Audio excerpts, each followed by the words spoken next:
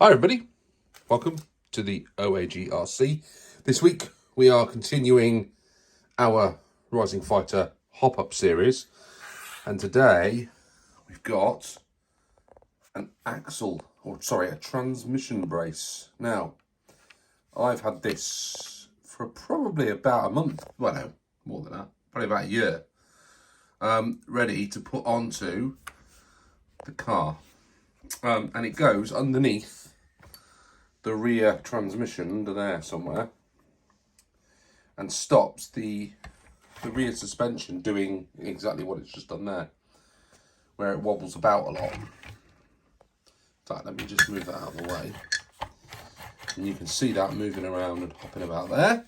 And when you put this brace in, it fixes up that rear end. So you still get the movement of the gearbox like this, but it stops it articulating something in this. So we're going to see if this makes any difference to our lap times. We know that the bearings didn't, but I think this will make an improvement in the way that this thing, it won't hop as much. That's what I'm hoping. You won't get that kind of noise that it makes when it goes over the surface.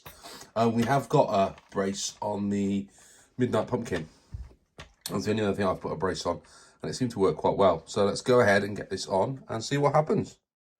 So all I've done is drilled two little tiny pilot holes in behind, and that's where the brace is going to fit on there like that. Well, something like that.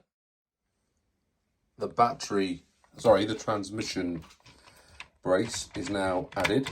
So what you've now got is no sideways movement, just an up and down motion in the back suspension. So now the car it does move a little bit, but there's no independent movement in that axle. So it's fixed at the back now. Let's see what difference that makes.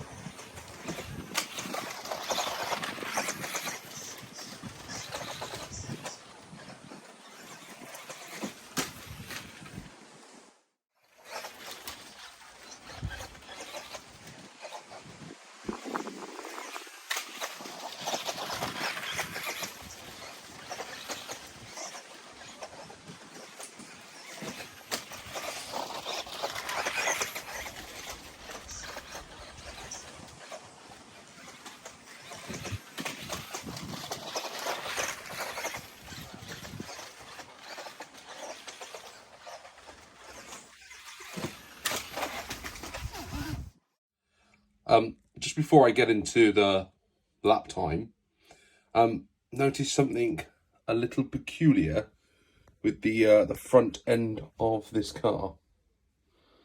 Yeah, I think those rods might be a bit bent, don't you?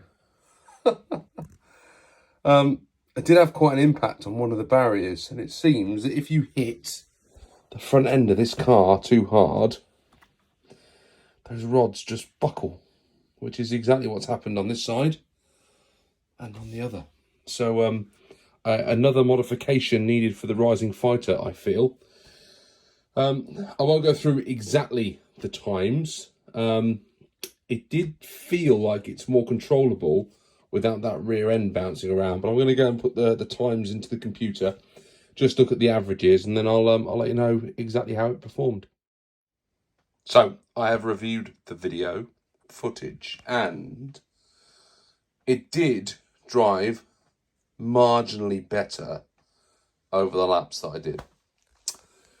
We got a fastest of 751, which is the same as the kit build, but an average of 861, which actually meant the brace has made it slightly more consistent to drive. Now, I'm in two minds about this.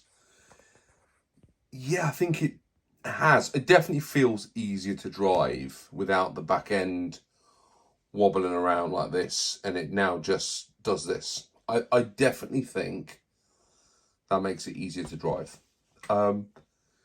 However, I don't necessarily think it makes it any quicker. It has made it more consistent.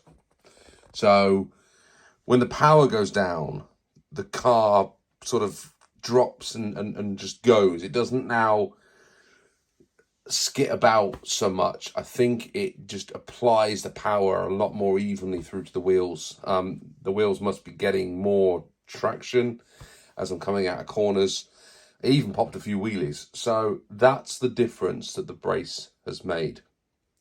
So we're definitely getting quicker.